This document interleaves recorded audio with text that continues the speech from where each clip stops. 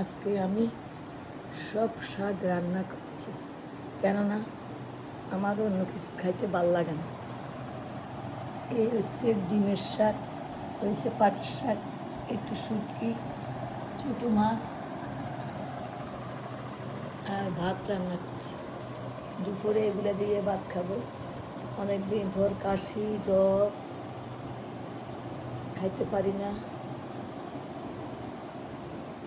আল্লাহর নেয়ামত এগুলা শাক, এত মজা।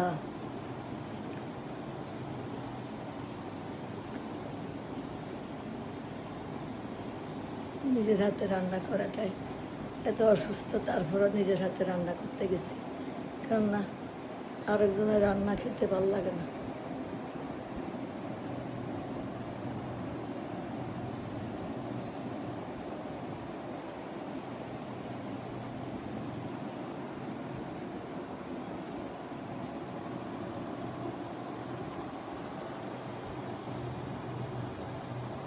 এই রান্নাগুলা কার কাছে কেমন লাগে?